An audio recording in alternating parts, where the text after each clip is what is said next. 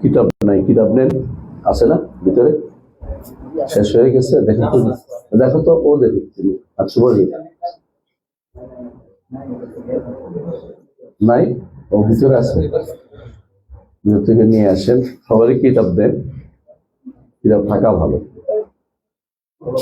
না সাথে নিয়ে না গেলেও হবে, এখানে রেখে গেলেও হবে, নিয়ে গেলেও মানা নেই, টাকা দিয়ে দেন বাবু হইতেছে তাই।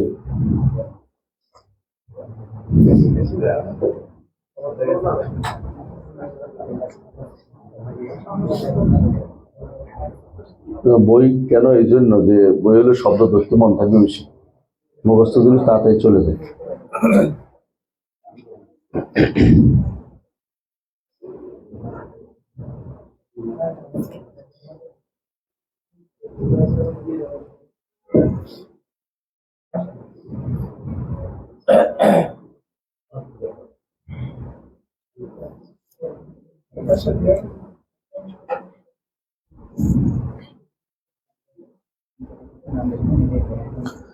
طيب بسم الله الرحمن الرحيم الحمد لله رب العالمين والصلاة والسلام على النبي الأمين وعلى آله وصحبه أجمعين أما بعد। আজকে আমরা গত পর্বের যেখানে আমরা থেমেছি তারপর ইনশাআল্লাহ শুরু করব। তবে আমাদের কথা চলছিল আল্লাহর সিফাত মহাব্বতের উপর। আল্লাহর মহাব্বত একটা সিফাত, আল্লাহর ভালোবাসা, এটা উভয় মুখে আমরা বলছিলাম। বান্দাও আল্লাহকে ভালোবাসে, আল্লাহও বান্দাকে ভালোবাসে। এটা মানে না কারা? আশারি মাতুরিদিরা এটা মানে না। কেন মানে না বলে? কে বলতে পারবে? তারা বলে যে ভালোবাসা হতে হয় মনে সবার মধ্যে, মানে একই সামন্তরাল হইতে হয়, একই সামন্তরাল, সৃষ্টি আর স্রষ্টার মধ্যে ভালোবাসা হয় না। তারা বলতে চাচ্ছে এটা মিথ্যা কথা। আল্লাহ যেখানে বলছেন, রাসূল যেখানে বলছেন, সেখানে আপনি অস্বীকার করবেন কি করে? আল্লাহ বলছেন যে ইমানদাররা আল্লাহকে ভালোবাসে, আল্লাহ ইমানদারদেরকে ভালোবাসে, ইউহিব্বুহুম ইউহিব্বুনাহু। আল্লাহ বলতেছে, আর আপনি বলতেছেন হয় না। আপনি এটা তো হচ্ছে আপনার ধারণা করে আল্লাহ কোরআন এবং সুন্নাহর উপরে কথা বলা বৈধতা নেই। অবশ্যই ভালোবাসা উভয়মুখী, অর্থাৎ ভালোবাসা উভয়মুখী। তো এই যে জাহমিয়ারা, মুতাজিলারা বা তাদের পথে যারা আছে আশারি মাতুরিদিরা, এদের বড় সমস্যা হচ্ছে এরা বিবেককে বেশি প্রাধান্য দিয়েছে কোরআন এবং সুন্নাহর আগে। এই জন্য তারা এই সমস্যা পড়েছে। তারা বলে ভালোবাসা অর্থ হচ্ছে সওয়াব দেয়া, প্রতিদান দান করা। ভালোবাসা হচ্ছে অর্থ হচ্ছে জান্নাত দিবে। এটা তো লাজিমুল মানা, ভালোবাসার দাবি হচ্ছে জান্নাত পাওয়া। কিন্তু ভালোবাসা একটা জিনিস আছে, আল্লাহকে যারা ভালোবাসে এটাকে অস্বীকার করতে পারবে? অবশ্যই আছে, এটাকে অস্বীকার করার কোনো জন্য। তো আরেকটা দলিল তিনি দিচ্ছে, অনেকগুলো দলিল আমরা এতে করে পড়েছি। আজকে আমরা যেটা পড়বো ওয়াকাউলুহু সুবহানাহু ওয়া তাআলা, ওয়াকাউলুহু সুবহানাহু ওয়া তাআলা ইন্নাল্লাহা ইউহিব্বুল্লাযীনা ইউকাতিলুনা ফী সাবিলিহি সাফফান কাআন্নাহুম বুনিয়ানুম মারসুস। পাইছেন? কে পড়বেন? কে পড়বেন? একদম পড়বেন, যে আমাদের পড়বো আছে একদম কই পৃষ্ঠা নম্বর তো আপনাদের এখানে কত দিন? হ্যাঁ, 18।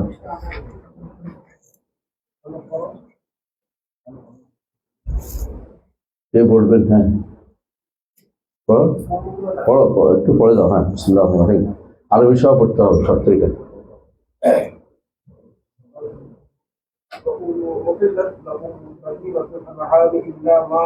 এখানে না তো, এইখানে না, বোধ আরো পরে।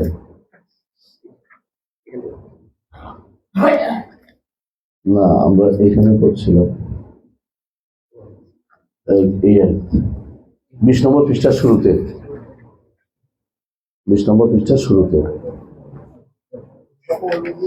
إن الله يحب الذين يقاتلون في سبيله صفا كأنهم بنيان مرصوص وقل رضي الله عنه ورضوا عنه وقوله رضي الله عنه وهو الغفور الودود। কিছু বাদ পড়ে গেছে, আগে গেছে কেন, মানে আগ পিছিয়ে কোনো নস্খা এরকম।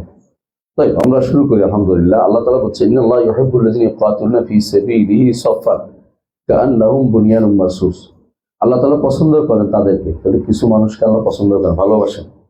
কিছু মানুষকে আল্লাহ ভালোবাসেন যারা আল্লাহর রাস্তায় জিহাদ করে, সফফান কাতার দাঁড়ায়, কান্নাহুম বুনিয়ানুম মারসুস, এমন ভাবে কাতার দেয় যেন তারা সীসা ডালা প্রাচীর। আল্লাহ তাআলার পথে জিহাদ এমনিতেই আল্লাহর মহব্বতকে টানে, আল্লাহর মহব্বত টানে। আর সেই জিহাদ যদি হয় একেবারেই সীসা ডালা প্রাচীরের মতো, তাহলে এটা তো আরো গুরুত্বপূর্ণ জিনিস, আরো বেশি আল্লাহর মহব্বতকে টানবে। আল্লাহর ভালোবাসা, আল্লাহ রাস্তায় জিহাদ হতে হলে কি জন্য হবে? লিআলাই কালিমাতিল্লাহ, আল্লাহর কালেমাকে বুলন্দ করার জন্য। আল্লাহর কালিমা কোনটা? লা ইলাহা ইল্লাল্লাহ, এটা হচ্ছে আল্লাহর কালিমা। আল্লাহ ব্যতীত আর কোনো সত্য ইলাহ নেই, আল্লাহ ব্যতীত আর কোনো সত্য ইলাহ নেই। এই কালেমাটাকে দুনিয়ার বুকে মানুষে মানুষে মুখে মুখে সব জায়গাতে প্রতিষ্ঠিত করার জন্য যারা জিহাদ করে তারাই হচ্ছে মুজাহিদ, এবং তাদের এটাই আল্লাহর কাছে পছন্দ। এটাই হচ্ছে কিতাল ফি সাবিলিল্লাহ। শুধু মানুষ মারা উদ্দেশ্য যেন না হয়, ক্ষমতা দখল উদ্দেশ্য যেন না, উদ্দেশ্য যেন এটা হয়।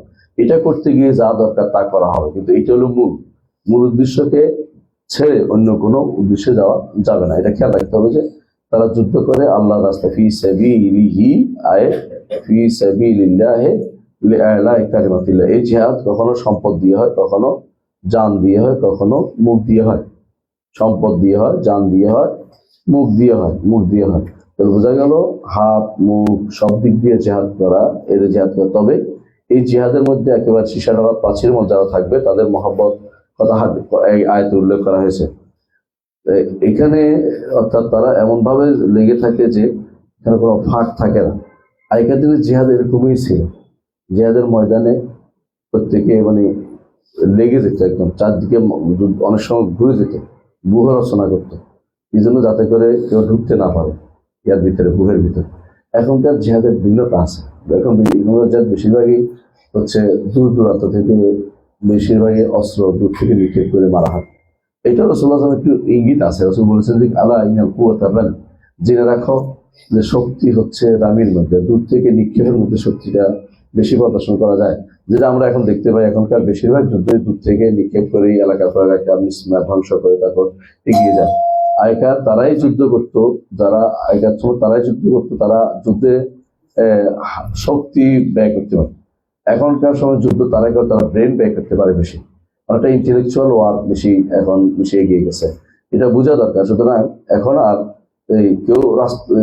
কেউ যুদ্ধে দাঁড়িয়ে গেলে যুদ্ধ হয়ে যাবে তা কিন্তু না। হ্যাঁ, যদি একজন কায়েদে আলা থাকে, ভালো একজন এমন কোনো যোদ্ধা পাওয়া যায় যিনি পরিচালনাগত ভাবে তার নেতৃত্বে মানুষ এগিয়ে যাবে, তাহলে অবশ্যই আবার স্থলযুদ্ধ শুরু হবে। স্থলযুদ্ধ শুরু হলেই এই পদ্ধতি আসবে, আর যত যুদ্ধই হোক স্থলযুদ্ধ ছাড়া কিন্তু আগানো যায় না। অন্য যুদ্ধে মারা যায় কিন্তু আগানো যায় না, আগাইলেই স্থলযুদ্ধ লাগে। তখন বুনিয়ানুম মারসুস, একবার সীসা ডালা প্রাচীরের মতো সামনে এগিয়ে যেতে হয়। আপনি দেখছেন সিরিয়াতে কিছুদিনের মধ্যে কিভাবে এগিয়ে গেছে তারা, এটা কিন্তু স্থলযুদ্ধ। তবে এটা ভালো একটা যুদ্ধ, একদম আল্লাহ তাআলা যাকে কায়েদ, একজন শক্তিশালী একজন আমাদের জন্য একজন ব্যবস্থা করেছেন বলেই সেটা এগোতে পেরেছে। এটা একটা বিশাল নিয়ামত বলে আমরা মনে করি। তাহলে আল্লাহর রাস্তায় এই জিহাদটা আমরা আয়াত থেকে পাইলাম যে এটা ফজিলতপূর্ণ। আর দ্বিতীয় পাইলাম যে এটা যুদ্ধের জন্য কাতারবন্দি হওয়া এটা প্রয়োজনে। যখন যুদ্ধ যিনি পরিচালনা করবেন তখন তিনি যদি প্রয়োজন মনে করেন তখন করবে, আর তিনি যদি মনে করেন যে প্রত্যেকে পালিয়ে কাজ করতে হবে তখন পালিয়ে কাজ করতে হবে। এটা অবশ্যই একজন শাসক লাগবে, শাসক ছাড়া কোনো যুদ্ধ হবে না। শাসক ছাড়া যুদ্ধ হবে শুধু প্রতিরোধ যুদ্ধ, শাসক ছাড়া এমনি কোনো অগ্রণী কোনো যুদ্ধ হওয়া জায়েজ নেই। আরেকটি জিনিস হচ্ছে যেটা আমরা এখানে যেটার জন্য তিনি ইবনে তাইমিয়া রাহমাতুল্লাহ আলাইহি আয়াতটা এনেছেন তা হচ্ছে যে এর দ্বারা আল্লাহ তাআলার মহব্বত সাব্যস্ত হচ্ছে। আল্লাহ তাআলা ভালোবাসেন, আল্লাহ তাআলা ভালোবাসেন।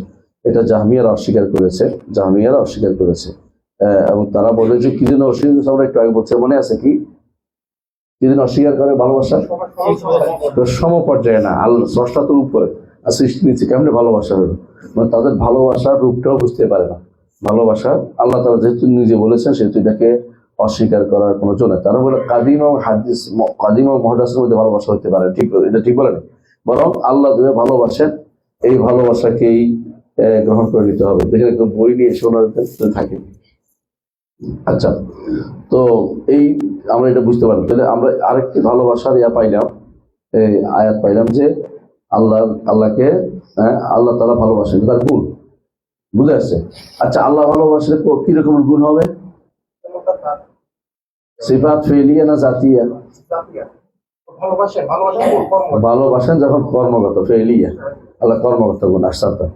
আর আল্লাহ তাআলা ভালোবাসেন, ভালোবাসেন এটা যদি কোনো আমরা তার ভালোবাসা ধরি তাহলে এটা হবে কি ভালোবাসেন তিনি, তার সিফাত জাতীয় কি ধরা যাবে?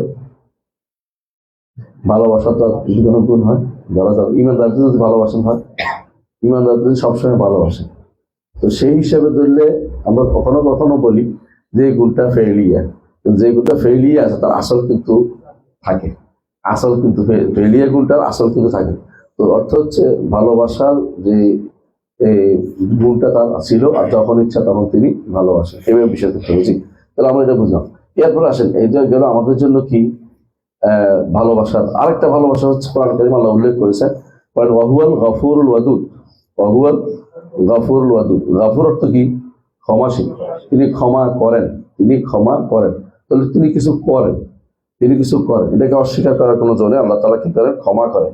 তো ক্ষমা গফুর কেন বলা হয়? বলছে মনে আছে আরবি ভাষাতে মেঘফার বলা হয়, যিনি মাথার উপরে যে শিরস্থান দেন না, শিরস্থানকে বলা হয় মেঘফার। কেন? এটা পিছনে ঢেকে রাখা হয়, মাথা ঢেকে রাখা হয়। তো গাফুর অর্থ হচ্ছে গুনাহকে আল্লাহ ঢেকে দেয়, আর যদি কোনো গুনাহ মিটিয়ে দেন তাহলে এটা বলা হয় আফু, এটা বলা আফু। এজন্য সামনে যে আমাদের লাইলাতুল কদর আসতে তখন বলতে হবে ইন্নাল্লাহ আল্লাহ ইন্নাকা আফুবুন তুহিব্বুল আফা ফা'ফু আনহু, মানে ঢেকে না মুছে দেয়, মানে একদম আমরা চাই ধুয়ে মুছে পরিচ্ছন্ন চাই আল্লাহর কাছে, সেটা কিছুদিন না থাকে, এটা হচ্ছে কি আফু। তো গফুর এবং আফু দুটি আমাদের দরকার। আল্লাহ ক্ষমা করে দেন, ঢেকে দেন, হাসরের দিন ঢেকে ঢেকে পার করে দিবেন। হ্যাঁ, রাসূলুল্লাহ সাল্লাল্লাহু আলাইহি ওয়াসাল্লাম এটা বলেছেন যে হাসরের দিন আল্লাহ কোনো কোনো বান্দাকে বলবেন দুনিয়ার বুকে তোমাকে ঢেকে রেখেছিলাম, আজকেও তোমাকে ঢেকে পার করে দিচ্ছি। এটা খুবই গুরুত্বপূর্ণ। আর যদি ক্ষমা করে দেন তার পিছনে সেই মিটিয়ে দেন, তো পিছনে কিছু আর জিজ্ঞাসাও করবেন না, এটা আল্লাহর নেয়ামত। ওয়াদুদ এইটার জন্য নিয়ে আসছেন তিনি এই আয়াতটা, সূরা বুরুজের 14 নম্বর আয়াত, ওয়াহুয়াল গফুরুল ওয়াদুদ। ওয়াদুদ শব্দটি, ওয়াদুদ, ওয়াদ্দা অর্থ হলো ভালোবাসা, ওয়াদ্দা কাসীরুম মিনান নাস, অনেকেই ভালোবাসে, যেমন কোরআন আয়াত পাইছি ওয়াদ্দা অর্থ ভালোবাসা। ওয়াদুদ আল্লাহ কেন ওয়াদুদ নাম? ফাউল ওজন দিয়ে আল্লাহ তাআলা সিগাতুল মুবালাগা অনেক বেশি ভালোবাসে। তো ভালোবাসার সাথে ওয়াদুদের পার্থক্য আছে একটা, হ্যাঁ, যেই ভালোবাসা অন্তরের ভিতর থাকে সেটা হচ্ছে হব, ভালোবাসা। যে ভালোবাসার কারণে কিছু একটা করতে ইচ্ছা করে, এটা ওয়াদুদ। তার কাছে যাওয়ার জন্য বিভিন্ন কৌশল করে, তার তার নিকটবর্তী করার জন্য কিছু একটা করে দেয়, এগুলো ওয়াদুদ। আল্লাহ তাআলা বান্দা যাকে ভালোবাসেন তাকে তরিয়ে নেয়, পার করার দিতে নেয়, তাকে জান্নাতের পথ দেখিয়ে দেয়, তাকে রাতের বেলা ঘুম থেকে উঠিয়ে দেয়, তাকে কোরআন পড়ার তৌফিক দেয়। এগুলো সব হচ্ছে তার ওয়াদুদ, যে যাকে ভালোবাসে তাকে তিনি এগিয়ে নিয়ে যাবেন। বাইরের যে খোলসটা এটা হচ্ছে ওয়াদুদ, ভিতরে হচ্ছে মাহাব্বা, মানে কিছু একটা করে। মানুষ ভালোবাসলে তার জন্য কিছু একটা করে, একটা পানি এনে দেয়, একটা চা দিয়ে ভালোবাসতে শুরু হয়ে যায় তার মধ্যে। এই ভালোবাসার জিনিসটা তার জন্য এটা উদ বলা হয়, সাফিল উদ। যদি কোনো অন্তরের মধ্যে খাঁটি ভালোবাসা আসে, বাইরে সেটা কি আছে প্রকাশ ঘটে যায়। তো আল্লাহ তাআলা তিনি বান্দাকে ভালোবাসেন, এলো ওয়াদুদ, বুঝে আসছে? তো ভালোবাসার আরেকটা আমরা শব্দ পাইলাম কি? ওয়াদুদ, তিনি ভালোবাসেন। এটা অস্বীকার করে কারা? যারা বেদাতি, তারা অস্বীকার করে, বিশেষ করে যারা মুতাজিলা আছে এবং যারা জাহমিয়া আছে তারা অস্বীকার করে, এবং তাদের মতো যারা আছে তারা অস্বীকার করে। তারা এমনি অনুবাদ করে প্রেমময়। প্রেম শব্দটি আল্লাহর জন্য কোনোদিন গ্রহণযোগ্য না। তার প্রেম হয় বিপরীত লিঙ্গের দিকে, বিপরীত দিকের দিকে প্রেম হয়। তো প্রেম আল্লাহর জন্য শব্দটা ব্যবহৃত হবে না। পরবর্তী হলো কি অর্থ হবে? ভালোবাসে, একই অর্থ হবে ভালোবাসে। হ্যাঁ, তো ভালোবাসার অর্থ করে যাবেন, কিন্তু এটার ব্যাখ্যায় আসবে যে এই ভালোবাসা হচ্ছে যে এমন এক ভালোবাসা যার যার কর্মকাণ্ডে তার কিছুর প্রকাশ ঘটে। যে বান্দা আল্লাহকে ভালোবাসছেন, এর প্রমাণ হচ্ছে তাকে ইবাদত করার সুযোগ দিচ্ছে। বান্দা আল্লাহকে ভালোবাসছেন অর্থাৎ তার থেকে গুনাহকে দূরে সরিয়ে দিচ্ছে, তার কাছে গুনাহকে ঘৃণা করাই দিচ্ছে। এটা কিন্তু ভালোবাসার একটা প্রমাণ। আর ভালোবাসলে বান্দা আল্লাহকে অনেকে পরীক্ষাও করে। এগুলো সবই হচ্ছে তার ওয়াদুদ, তার এই নামের একটা তার আথার বা প্রভাব। তাহলে আমরা বুঝতে পারলাম, আমরা লম্বা না করে বুঝতে পারলাম যে আল্লাহ তাআলা বান্দাকে ভালোবাসেন, এটা প্রমাণ হলো। এটার বিপরীতে যারা আছে তারা ভুল পথে আছে। আল্লাহ তাহলে বোঝা গেল আল্লাহ তাআলা বান্দাকে ভালোবাসেন। এই যে ভালোবাসার কারণে কখনো তিনি কাজ বান্দার কর্মকে ভালোবাসে, বান্দার সমস্ত কাজ এগুলি ভালোবাসে, কখনো কখনো বান্দাকেই ভালোবাসে। হ্যাঁ, যেমন আল্লাহ তাআলা বান্দার কর্ম ভালোবাসেন, যে কাজটা হাদিসে আছে রাসূলুল্লাহ সাল্লাল্লাহু আলাইহি ওয়াসাল্লাম বলেছেন, যে কাজটা বান্দা সবসময় করে আল্লাহ সেটা ভালোবাসে। আহাবুল আমালে ইলাল্লাহ আদওয়ামুহা, তাহলে বোঝা গেল আমলটা আল্লাহ ভালোবাসছে, এটা ভালোবাসা। আবার কখনো কখনো ব্যক্তিকে ভালোবাসে, যেমন আল্লাহ তাআলা ইউহিব্বুল মুত্তাকিদেরকে ভালোবাসে, আল্লাহ তাআলা বলছেন। আবার কখনো স্থানকে ভালোবাসে, যেমন আল্লাহ তাআলা আহাব্বুল বিকা ইলাল্লাহি আল মাসাজিদ, উত্তম স্থান হচ্ছে কি মসজিদ। তাহলে ভালোবাসার জায়গা থেকে ব্যক্তি আছে, আমল আছে, স্থান আছে। তাহলে আলহামদুলিল্লাহ, এটা বোঝা গেল যে আল্লাহ তাআলা ভালোবাসেন শুধু ব্যক্তি নয়, কখনো আমলও ভালোবাসেন, কখনো কখনো স্থানও ভালোবাসেন, যেগুলি আল্লাহর প্রিয় স্থান। হ্যাঁ, এই জন্য মসজিদকে বলছে আহাব্বুল বেকা, উত্তম বেকা, আল্লাহর কাছে প্রিয় স্থান হচ্ছে মসজিদ। এবং আবগাদ আছে, ঘৃণা করে সেটা হচ্ছে বাজার, বাজার, জি, সেটাও আছে। ইবনে কাইয়িম রাহমাতুল্লাহ এটা বিস্তারিত আলোচনা করেছেন তার বিয়ান ফি আকসারুল কোরআন বইতে। আলহামদুলিল্লাহ, আমরা তাহলে আল্লাহ তাআলা আরেকটি সিফাত সম্পর্কে জানলাম। যে যত আল্লাহর সিফাত সম্পর্কে জানবে আল্লাহ সম্পর্কে বেশি জানতে পারবে, আমরা আগেও বলেছিলাম। আর যে যত দুর্ভাগা আল্লাহ সিফাত সম্পর্কে জানবে না, সে তত বেশি দুর্ভাগা, আল্লাহ সম্পর্কে জানতে পারে। তো আল্লাহ তাআলার আরেকটি গুণ সম্পর্কে আজকে আমরা আলোচনা করি, হচ্ছে রহমা। আরেকটি গুণ কি? আর রহমা, রহমা অর্থাৎ কি? দয়া। আল্লাহ দয়া, আল্লাহ দয়া হয়, এটা আহলে সুন্নাত ওয়াল জামাতের আকীদা যে আল্লাহ তাআলা বান্দাকে দয়া করেন। এটাকে অবশ্যই ঈমান আনতে হবে যে আল্লাহ তাআলা দয়া করেন। এটা ঈমান আনে না কারা? মুতাজিলারা এবং জাহমিয়ারা। জাহমিয়া তার নামও মানে না, গুণও মানে না। মুতাজিলা গুণ মানে না, এবং তাদের অনুসারী যারা পরবর্তী আসছে, এরা আল্লাহ এই দয়াকে বলে যে সওয়াব দেওয়ার ইচ্ছা, নেয়ামত দেওয়ার ইচ্ছা। আল্লাহ বান্দাকে নেয়ামত দিন, কিন্তু দয়া করে বলে না কেন? কারণ দয়া করলে অন্তরের মধ্যে রিক্কা আসবে, অন্তর লাগবে, অন্তর বুঝেন তো, কলব লাগবে। আর কলবের মধ্যে কি আসবে? হ্যাঁ, নরম হবে, তো আল্লাহর জন্য সাব্যস্ত করা যাবে। সুতরাং আল্লাহ দয়া করেন না, তো কি করেন? সওয়াব দেন, আল্লাহ প্রতিদান দেন। এগুলি বলার অর্থ হচ্ছে পুরোপুরি তাওয়িল, এগুলি হচ্ছে বাতিল। এগুলি যারা বলে তারা সম্পূর্ণরূপে বিভ্রান্ত। তো আল্লাহ তাআলার সিফাত, রহমত, আল্লাহর সিফাত, এটা দুই ধরনের। একটা হচ্ছে একই সিফাত দুইটাই, রহমত জাতীয় এবং ফেলিয়া, রহমত জাতীয় এবং ফেলিয়া।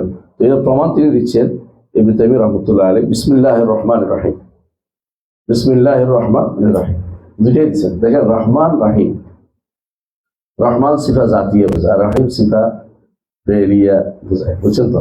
দুইটাই আল্লাহর নাম, দুইটার ভিতরে সিফাত হচ্ছে কি? রহমান। কিন্তু এই জন্য রহমান অর্থাৎ তিনি দয়াময়, তিনি দয়া, পুরোটাই দয়ার সাথে। কিন্তু ইয়ারহাম মাইয়াশা হচ্ছে ই রাহিমের, রাহিম। ইন্নাহু কানা বিকুম রাহিমা, কিন্তু ইন্নাহু কানা বিকুম রহমানা নাই, কথা বুঝছেন তো? কোরআনে কারীম হচ্ছে আল্লাহ তাআলা তিনি তোমাদের জন্য দয়া দেন, তোমাদের প্রতি রাহিম, রাহিম, কিন্তু তোমাদের প্রতি রহমান বলেন না। এটা হচ্ছে রহমান তার একান্ত গুণ জাতীয়, আর রাহিম হচ্ছে তার সিফাত কি? ফেলিয়া, ফেলিয়া। তো এটা এই জন্য দেখেন আল্লাহ তাআলা শুরুতেই বিসমিল্লাহির রহমানির রহিম, দুইটা রহমত, দুইটা গুণ একসাথে করেছেন। রহমত এক গুণটা, এটা দুইটা ভাগ করেছেন, সিফাত জাতীয় এবং ফেলিয়া দুইটাই উল্লেখ করেছেন। এই জন্য এই সিফাতটা খুবই গুরুত্বপূর্ণ একটা সিফা। একবার কোরআনের শুরুতেই এটা আসছে, এবং এটাকে যারা অস্বীকার করে তারা কোরআন কারীমকে অস্বীকারের দিকে চলে যায়। আমরা কারো কাফের বলছি না, কিন্তু এটা ধীরে ধীরে কাফের হয়ে যায়। অনেকেই না বুঝে করে, কিন্তু জেনে বুঝে যারা অস্বীকার করে তারা ঈমানে থাকবে না। যারা জেনে বুঝে আল্লাহর সিফাত অস্বীকার করে তারা ঈমানে থাকবে না, এটা আমাদের মানতে হবে। ইবনে তাইমিয়া রাহমাতুল্লাহ আলাইহি বলেন যে, ইবনে কাইয়িম রাহমাতুল্লাহ আলাইহি বলেন যে বিসমিল্লাহির রহমানির রহিম, এই বাক্যের মধ্যে তিনটা তাওহীদ আছে, তাওহীদুল রুবুবিয়্যাহ, তাওহীদুল আসমা ওয়াস সিফাত এবং তাওহীদুল উলুহিয়্যাহ। বলতে পারেন কি বিসমিল্লাহ যখন আমি বলছি তখন কি? ইবাদত, আহসানতা, তাওহীদুল ইবাদত। কারণ আল্লাহর নামে শুরু করতেছি, কাজটা আমার, তো আল্লাহর নামে পড়তেছি, কাজটা আমার। আচ্ছা, আর রহমান যেহেতু তিনি জাতকে বোঝাচ্ছে, সিফা রুবুবিয়্যাহকে বোঝাচ্ছে, আবার রাহিম সিফা বোঝাচ্ছে, তাহলে আল্লাহর নামও বোঝাচ্ছে, গুণও বোঝাচ্ছে। তাহলে একসাথে এই জন্য বিসমিল্লাহির রহমানির রহিম, আল্লাহর এই নামের ভিতরেই তাওহীদের তিনটি অংশ আছে। সেটা কি? উবুদিয়্যাহ, রুবুবিয়্যাহ, আসমা ওয়াস সিফাত, আসমা ওয়াস সিফাত। আল্লাহ নাম তো আছেই, রুবিয়তের প্রমাণ। তো সেই জন্য এই তিনটি জিনিস একসাথে আছে। ইবনে তাইমিয়া রহমাতুল্লাহ আরেকটা কথা বলছে যে এটা হচ্ছে যারা নাও সরফ পড়ছেন তাদের জন্য। নাও সরফ দেখেন, বিসমে বা হরফজত, তাই না? হরফজত দিয়ে যা দেওয়া হয়েছে, তাই না? বিসমিল্লাহে, আল্লাহ লফজুল জালাল প্রচার দিচ্ছে, এটা কি দিয়ে দিছে? এজাফতের মাধ্যমে। আর রহমানির রাহিমে, এটা কি জন্য, কিভাবে দিছে? হ্যাঁ, রহমান রহিম, এটাকে বলা হয় তাবে, এটাকে বলা হয় বদল, এটাকে বলা হয় বদল। মানে আল্লাহ যিনি, তিনি তো রহমান, তিনি রাহিম। এই জন্য প্রত্যেকটা শব্দ এখানে কাজ হয়েছে, বিসমিল্লাহ আর বিসমিল্লাহির রহমানির রাহিমি, প্রত্যেকটা। উনি বললেন যে এইটার ভিতরে নাহর মাজরুরাত তিনটে আসছে। মাজরুরাত যার হয় না, কি কি কারণে যার হয়? একটা হইলো হরফে জর দিয়ে, একটা হলো এজাফতের মাধ্যমে, আরেকটা হইলো তাবের মাধ্যমে, তাবে হওয়ার মাধ্যমে। আল্লাহ তাআলা এই বিসমিল্লাহির রহমানের মধ্যে নাহর কায়দা তিনটে একসাথে দিয়েছেন। যারা মাজরুর বুঝতে চায় তারা এই আয়াত দিয়ে বুঝতে পারবে। ইবনে কাইয়্যিম রাহমাতুল্লাহ সুন্দর সুন্দর নোকতা ব্যাখ্যা ওনার বক্তব্যের মধ্যে। এইটা তিনি বলেছেন মাদারিস সালিকিন এবং বাদাউল ফাওয়ায়েদ দুইটাতে উল্লেখ করেছেন, মাদারিস সালিকিন উল্লেখ করেছেন। এখানে যে শব্দটা, এটা হচ্ছে ইবনে কাইয়্যিম রাহমাতুল্লাহ আরেকটা কথা বলেছেন, এটা কি? যে বিসমিল্লাহির রহমানির রহিম বলতে আল্লাহ রাসূলের নবুয়ত সাব্যস্ত হয়, আল্লাহ রাসূলের নবুয়ত সাব্যস্ত হয়। কিভাবে? তিনি বলছেন যে যে বিসমিল্লাহ আল্লাহ সম্পর্কে আলোচনা করা, তাই না? মালুম, মাবুদ তিনি, আর তিনি ইবাদত কিভাবে করতে হবে একমাত্র রাসূল ছাড়া কেউ বলে দিবে না, সুতরাং নবুয়ত সাব্যস্ত হয়। আবার তিনি বলেছেন যে রহমান, এর থেকে সাব্যস্ত হয়, কারণ রহমান যিনি, তিনি বান্দাকে এভাবে ছেড়ে দিবেন না, অবশ্যই তিনি রাসূল পাঠাবেন। রহমান দাবি করে যে অবশ্যই নবুয়ত সাব্যস্ত হবে। আবার তিনি বলছেন ঠিক অনুরূপভাবে রাহিম নামটিও, যে বান্দার প্রতি রহমত করছে, অর্থাৎ নবী পাঠাবেন, তিনি পাঠাইছেন নবী, কেউ অস্বীকার করতে পারবে না। এটা মোট কথা এটাই যে রহমান, বিসমিল্লাহির রহমানির রহিম, এদের মধ্যে হচ্ছে রহমান রাহিম দুইটা নাম আল্লাহ তাআলা রহমত করেন। দুইটা নাম যেমন পাইছি, আমরা জানি যে আল্লাহ তাআলার গুণগুলি কয়ভাবে আসে? নাম থেকে আসে, অথবা সরাসরি গুণ উল্লেখ থাকে, অথবা কর্ম থেকে গুণ যায়। ইয়ারহামু মান ইয়াশা, যার উপরে আল্লাহ, যার উপরে আল্লাহ রহমত করে, বুঝা কি বললো? আল্লাহ তাআলার রহমত গুণটা আছে, তিনি করেন। তো কখনো কখনো ইয়ারহামু আসছে, আবার রহমাতি ওয়াসিআত কুল্লি শাই, রহমত সরাসরি রহমত শব্দই আসছে। আবার বিসমিল্লাহির রহমান নাম থেকে আসছে। তো গুণ কিভাবে আসে বলেন? তিনভাবে। নাম থেকে সরাসরি গুণ আসে, অথবা কর্ম থেকে গুণ আসে। এটা মনে রাখতে হবে, গুণ তিনভাবে আসে। কিন্তু নাম সরাসরি নাম হিসেবে আসতে হয়, সরাসরি নাম হিসেবে আসতে হয়।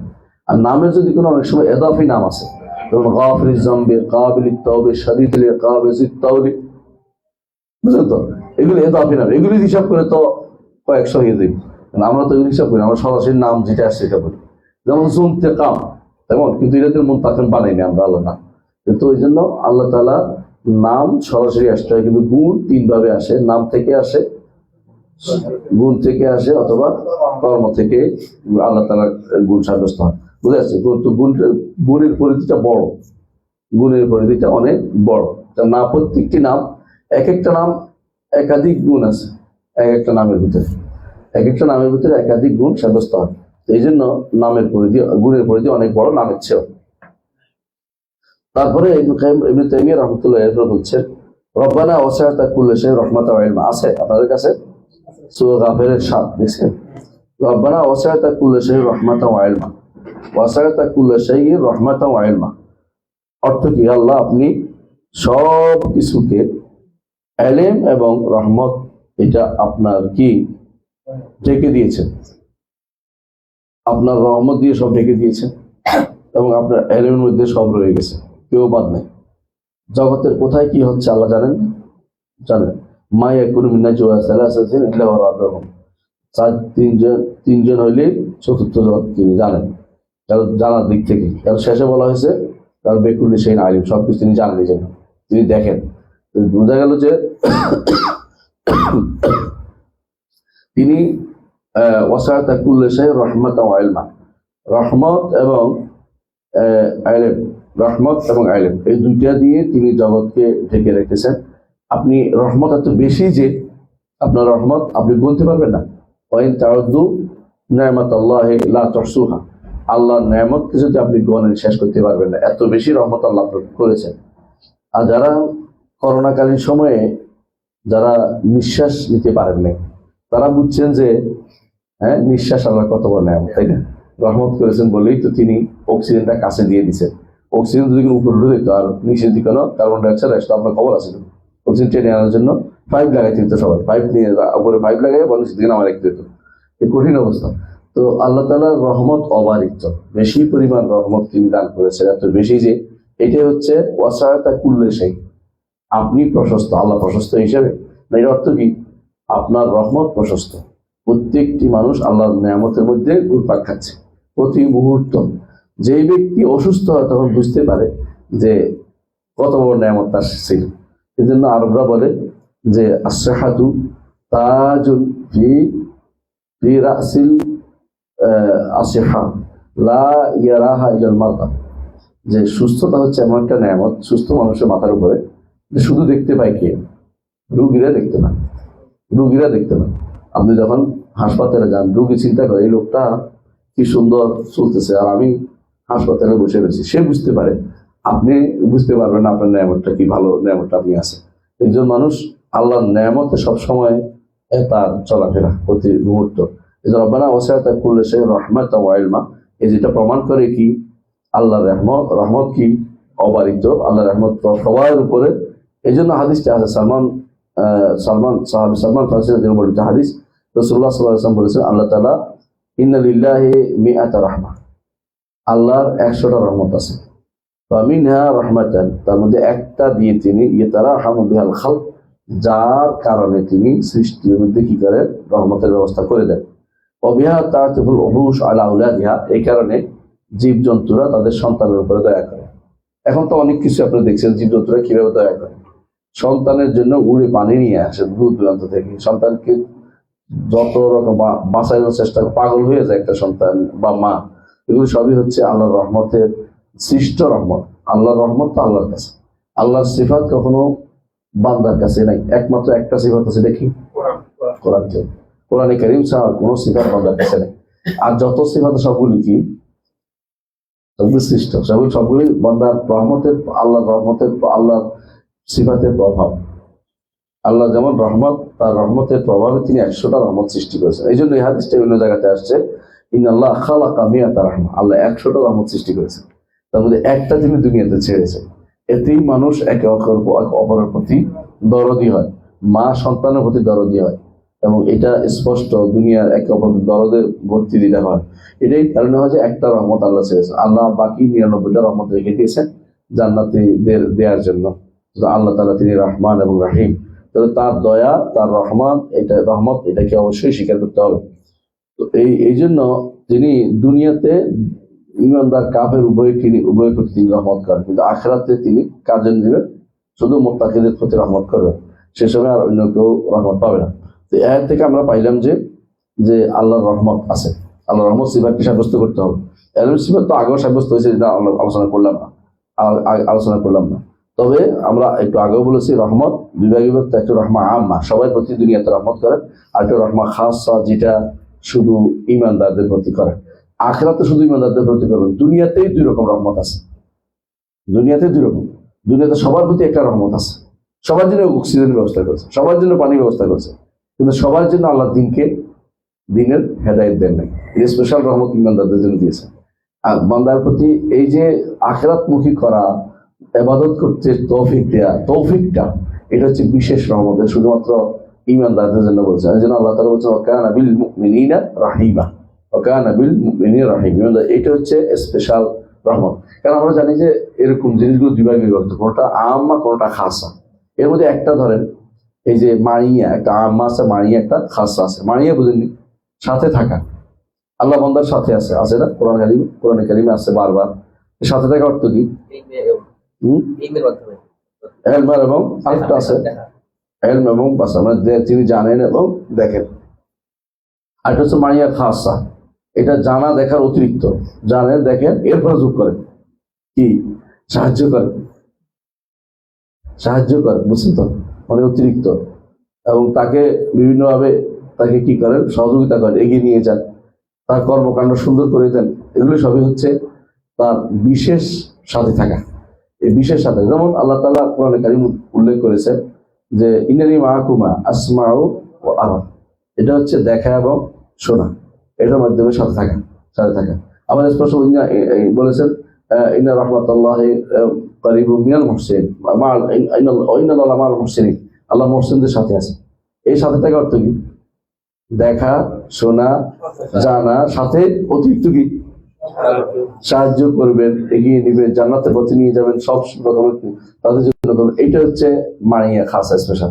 ঠিক এখানে রহমত এইভাবে দুইভাবে বিভক্ত। একটা রহমত সবাইকে তিনি দিয়েছেন দুনিয়াতে। আল্লাহ বলছেন কুল্লান নুমিদ্দু হাউলাই ওয়া হাউলাই মিন আতাই রাব্বিক, দুনিয়াতে সবাইকে তিনি রিজিকের ব্যবস্থা করেছেন, কিন্তু আখিরাতে তিনি দুনিয়াতেই আবার বিশেষ রিজিকের ব্যবস্থা করেছেন ঈমানদারদের জন্য, যেটা অন্য কাউকে দেন নাই। সেটা কি? নেয়ামতুল ঈমান, নেয়ামতুল আমান, নেয়ামতুল তমানিনা, শান্তি প্রশান্তি। এটা শুধুমাত্র ঈমানদার অন্তরে আসে। কাফের অন্তরে যতই পাক, শান্তি সে কোনদিন পায় না, শান্তি তার অন্তরে নাই। তো এটা আমরা বুঝতে পারলাম যে অবশ্যই আল্লাহ তাআলা তার রহমত লুটি রয়েছে। আরেকটি দলিল দিচ্ছেন, বলছেন কি? কাতাবা রাব্বুকুম আলা নাফসিহির রাহমা। ও আরেকটা আয়াত আছে ও রাহমাতি ওয়াসিআত কুল্লা শাই, একই অর্থ এটাও পাইছে। আরেকটা হলো কাতাবা রাব্বুকুম আলা নাফসিহির রাহমা। কাতাবা রাব্বুকুম, আল্লাহ তাআলা তোমাদের রব লিখে দিয়েছেন আলা নাফসিহির রাহমা, তার নফসের উপর রহমত লিখে দিয়েছেন। কার নফস? তার নিজের উপরে। নফস এখানে কোন সত্তা কি বুঝায় নেই, মানে নফস বলতে আমাদের আত্মা বুঝি না, আল্লাহর জন্য আত্মা, হৃদয় কোনটা সাব্যস্ত হবে? বুঝাইছে কথাটা? কারণ এগুলি আল্লাহ যখনই নফস বলছে তখন কি বলা হবে? সত্তা। এর প্রমাণ আমরা কোরআনও দেখতে পাই। আমরা কোরআনে কারিমে বেশিরভাগ জায়গায় নফস ব্যবহার হচ্ছে সত্তা অর্থে, অল্প কয়েক জায়গায় ব্যবহৃত হয়েছে শুধুমাত্র নফস অর্থ, আত্মা অর্থে। বুঝে আসছে? বলে যে খালাকাকুম ربكم خلق من نفس واحدة والذي خلق يا أيها الناس اتقوا ربكم الذي خلقكم من نفس واحدة। নফস ওয়াহিদা অর্থ কি? এক সত্তা থেকে। এখানে নফস অর্থ আত্মা থেকে না, সবাই আপনারা বুঝেন। হ্যাঁ, তো ফাকতুলু আনফুসাকুম অর্থ কি? নিজেদেরকে হত্যা করুন। এখানে নফস অর্থ আত্মা বলে নাই। তাহলে বোঝা গেল কোরআনে কারিমে যত নফস আসছে বেশিরভাগ জায়গায় নফস অর্থ কিন্তু জাতকে বুঝাইছে। আল্লাহ তাআলা যখনই নফস বলে তখন কি অর্থ হয়? জাত, মানে তার সত্তাকে বোঝানো হয়েছে। এই জন্য অনেকেই যারা ভুল করে এই জায়গাতে নফসকে সিফাত মনে করে, নফস আসলে কোনো সিফাত না, নফস হচ্ছে জাতকে বোঝানো হয়েছে। নফস শব্দটি আলাদা সাব্যস্ত করতে হবে, তবে কি অর্থে? জাত অর্থে। ইমাম বুখারী রাহমাতুল্লাহ আলাইহি এবারে সুন্দর বারবার তিনি এটা এনেছেন। সুবহানাল্লাহ। বুখারীর কিতাবুত তাওহীদ পড়লে আপনি এগুলি আশ্চর্য হবেন যে তিনি নফসকে বলেছেন বারবার, নফস দ্বারা কি বোঝানো হয়েছে তিনি উল্লেখ করেছেন বারবার, যে নফস দ্বারা আল্লাহর সত্তাকে বোঝানো হয়েছে। এই জন্য তিনি অধ্যায় বিন্যাস করেছেন বারবার। বুখারী রাহমাতুল্লাহ আলাইহি আকীদার ক্ষেত্রে যে কত সুন্দর ছিলেন তার কিতাব তাওহীদ পড়লে বোঝা যায়। এবং এর পরবর্তীতে ওনার কিতাবটা পড়লেই তাওহীদ শুদ্ধটা পেয়েছে। কিন্তু দুর্ভাগ্যবশত পরবর্তী অনেকেই ভুলটা করেছেন। হ্যাঁ, অনেক আলেমও করেছেন, আমরা অস্বীকার করছি না। নফস বলতে আমরা সিফাত মনে করেছি, আলাদা কোনো সিফাত না। নফস জাতকে বোঝানো হয়েছে, আল্লাহ যে নফস সাব্যস্ত করতে হবে, তবে এই নফস বলতে জাত বোঝানো। ইবনে তাইমিয়া রাহমাতুল্লাহ স্পষ্ট করে দিয়েছেন আমাদেরকে, কেউ যেন এরপরে আর এই অন্য কিছু মনে না করে। আমরা জানি যে সালফে অনেকের বক্তব্যের উপর কিছু কিছু এদিক সেদিক পাওয়া যায়। ইবনে তাইমিয়া রাহমাতুল্লাহ এগুলি কি হয়েছে সুন্দর করে সাজিয়ে আমাদের জন্য একটা উপহার হিসেবে পেশ করেছে। কারণ অনেকের বক্তব্য আপনি নিতে গেলে বিপদে পড়ে যান। বুঝে আসছে কথাটা? যেমন ধরেন জালাসা, ইস্তা অর্থ জালাসা, তাই না? অনেকে দেখবেন যে পূর্বে দুই চারজন বলেছে, কিন্তু যারা বলেছে একবারে প্রথম সারি কেউ বলে নাই। এরা অনেকটা তৃতীয় শতাব্দীর শেষে আসা, ওই সময় কেউ বলেছে, কোনো শব্দে পাওয়া যায়। ইবনে তাইমিয়া রাহমাতুল্লাহ এটাকে সুন্দর করে বুঝিয়ে দিয়েছেন। তারা এইটা দাবি হিসেবে বলেছেন, যেটা দাবি, কিন্তু এটা কোনো আসলেই এই আল্লাহ তাআলা ইস্তা অর্থ জালাসা আসে। ইস্তার মূল অর্থ হচ্ছে কি? উপরে উঠা। ইস্তা মূলত সাইদা আলা ওয়ারতাফা, ইস্তাকাররা। কিন্তু জালাসা শব্দটা এগুলো দাবি, যে উপরে।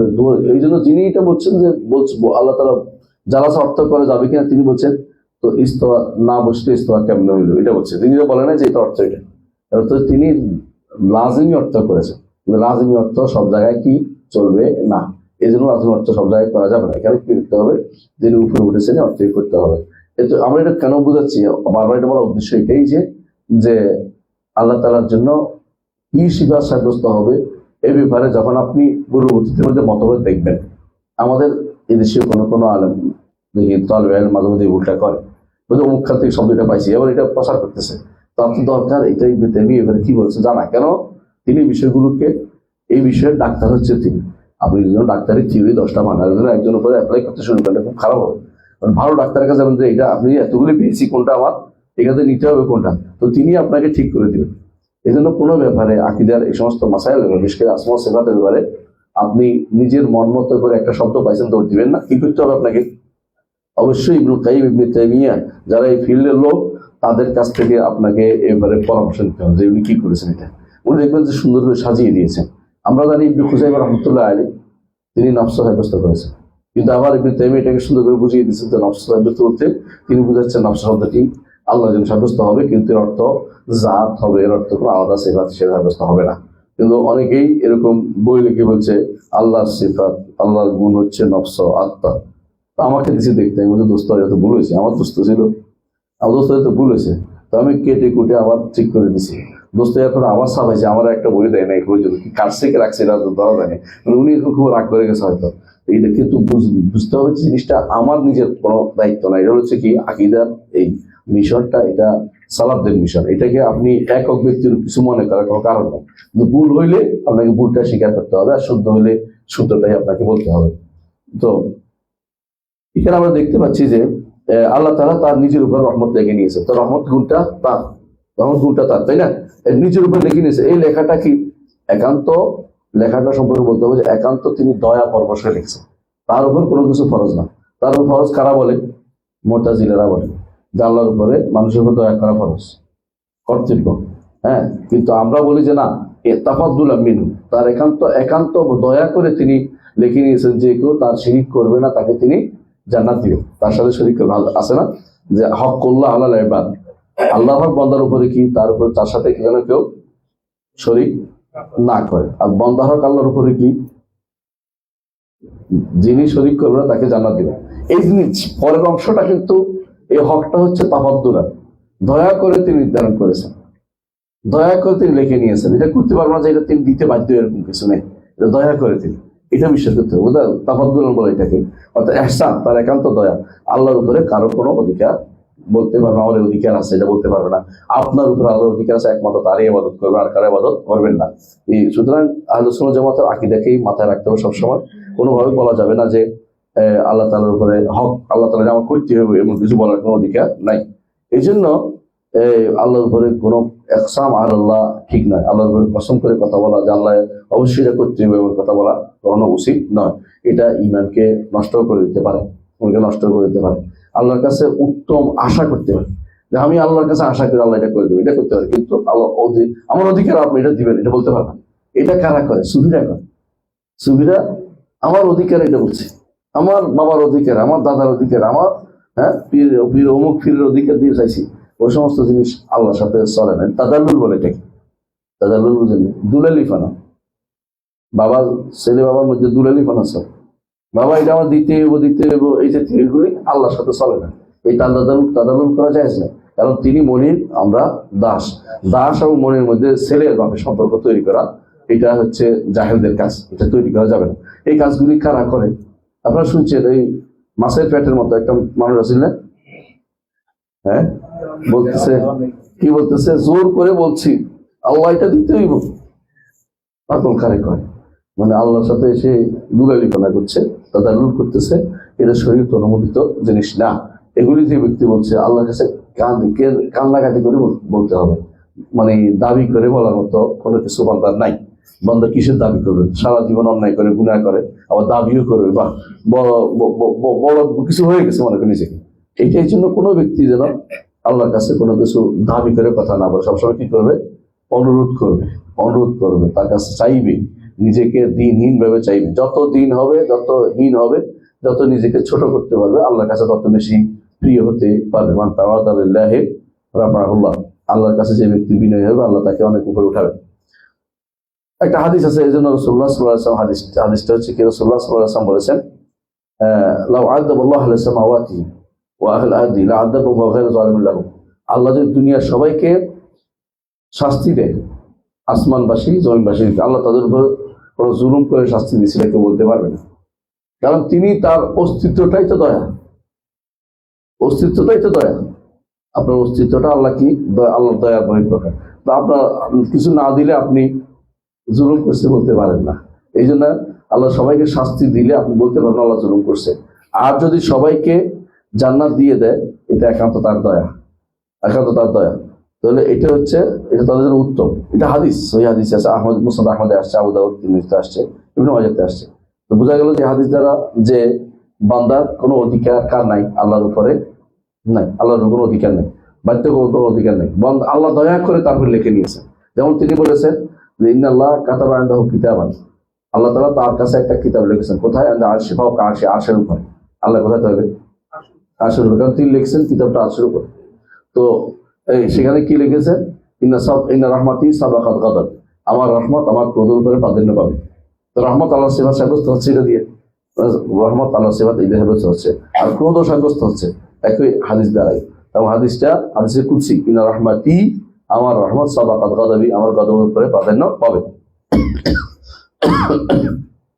তাই রহমত সাব্যস্ত হলো, তো আমরা এটা চাচ্ছি, রহমত সাব্যস্ত হলো। তাই এরপরে